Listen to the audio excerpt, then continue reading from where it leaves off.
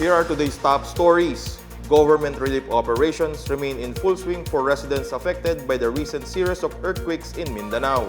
The Department of Education suspends classes in Metro Manila on Monday and Tuesday following a report spread of flu-like illnesses and the recent earthquakes.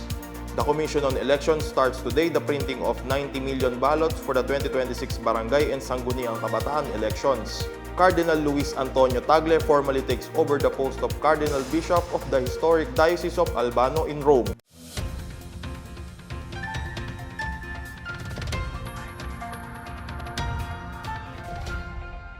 This is the Pna Headlines. I am John Dalistan. We start with the relief efforts after a series of powerful earthquakes in Mindanao. The government continues to provide aid to residents amid strong earthquakes that struck various areas, including the latest magnitude 6 tremor that hit Surigao del Sur late Saturday. The Philippine Institute of Volcanology and Seismology, or PHIVOLC, said the tectonic quake struck 28 kilometers northeast of Caguait, Surigao del Sur, registering strong intensities in parts of Davao and Surigao provinces. Authorities were still assessing damage to infrastructure in affected towns, including Tagle, Surigao del Sur, where the Tagle-La Paz Bridge has been declared safe for passage as of Monday morning. The Department of Social Welfare and Development in Caraga Region reported that over 400,000 pesos worth of humanitarian assistance have reached affected residents. More than 70,000 families across Agusan del Sur, Surigao del Norte, Surigao del Sur, and Dinagat Islands were affected by the recent tremors. The DSWD has 168.7 million pesos worth of relief resources on standby. Meanwhile, the United States government has prepositioned 137,000 food packs and 500 shelter kits for the victims of doublet earthquake that struck Davao Oriental on Friday. U.S. Ambassador to the Philippines, Mary Kay Carlson, announced the humanitarian aid made under the Enhanced Defense Cooperation Agreement on a post on X last Saturday. In a separate statement, the Japanese Embassy in Manila has announced that it will provide emergency relief to the victims of the earthquake that devastated northern Cebu. The donation coursed through Japan International Cooperation Agency, including tent, blankets, plastic sheets, sleeping pads, portable jerry cans, and portable water purifiers. Other messages of solidarity and support also poured in from foreign missions and ambassadors from Japan, Australia, China, and the European Union.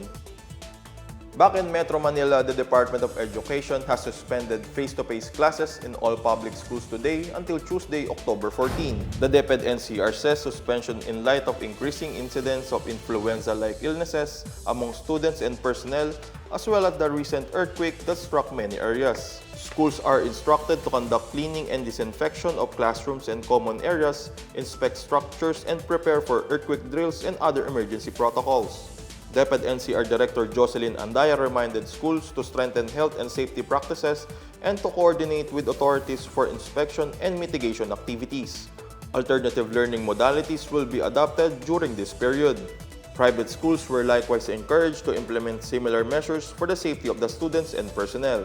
Meanwhile, the DepEd debunked today post on social media claiming the prolonged suspension of classes to as far as December 2025. It has urged the public to report social media accounts that circulate fake news and instead get information from the DepEd's Facebook page and other official platforms.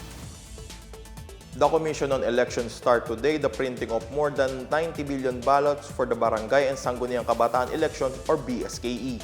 The printing, scheduled 1 p.m. at the National Printing Office, covers both official ballots and accountable forms to be used in the synchronized village and youth elections on November 2, 2026. COMELEC Chair George Erwin Garcia said they decided to begin printing more than a year before Election Day to allow time to prepare address possible issues. Voter registration resumes October 20 and will run until May 18, 2026.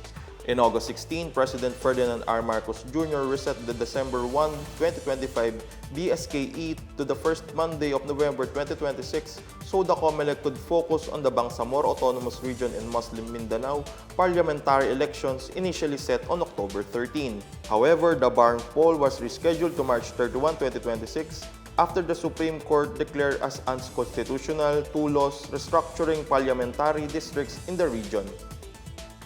In other news, Cardinal Luis Antonio Tagle is now the Cardinal Bishop of the Diocese of Albano, one of the 7 historic dioceses surrounding Rome, according to the Catholic Bishops' Conference of the Philippines or CBCP. Tagle was installed Saturday at Albano Cathedral in a ceremony led by Diocesan Bishop Vicenzo Viva. Attendees including local clergy and parishioners and members of Italy's Filipino community, including his family and the residents of the Pontificio Colegio Filipino. Tagle was appointed to Albano, replacing its previous bishop Cardinal Robert Prevost or Pope Leo XIV on May 2024. As one of the highest-ranking members of the College of Cardinals, Tagle currently serves as Pro-Prefect of the Vatican's Dicastery for Evangelization.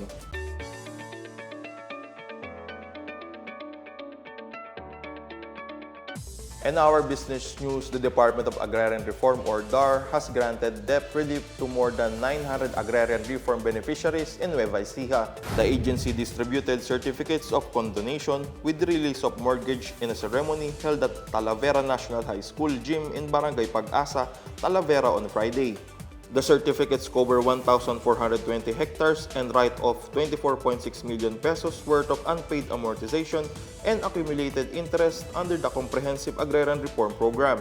Agrarian Reform Undersecretary for Field Operations Hazel Celeste said, the government's condonation program is a key step in releasing farmers from debt and helping them achieve genuine land ownership. As of September 30, DAR Nueva Ecija has covered 297 million in loan involving over 14,500 hectares and benefiting over 6,500 beneficiaries. In other news, an economist attributes the increase of foreign direct investment or FDI inflows in July 2025 to the implementation of the Create More Act. The law signed on November 11, 2024 provide incentives such as lower corporate income tax and lowered fees to encourage investors to have domestic operations in the Philippines. According to Rizal Commercial Banking Corporation Chief Economist Michael Ricafort, data released by Bangko Sentral ng Pilipinas showed net FDIs reach $1.268 billion, among highest since the pandemic. The latest figure is 7.5% lower than last year's $1.37 billion, but higher than the $376 million last June. 89% of FDIs came from wholesale and retail trade with Japan. Ricafort said this is a positive sign for international investors' confidence on the Philippines and bright spot terms creating more jobs and other business and economic opportunities. And those are the latest and biggest stories from Pna Headlines. For more news update, visit our website pna.gov.ph or our Facebook and X account, Philippine News Agency. You may also watch Pna Headlines through the Philippine News Agency's YouTube account and via the News and Information Bureau website under Pna News. Stay with us for more news updates, and it's 73 days before Christmas. I am John Dalistan. This is the Pna Headlines, bringing you stories that unite the nation.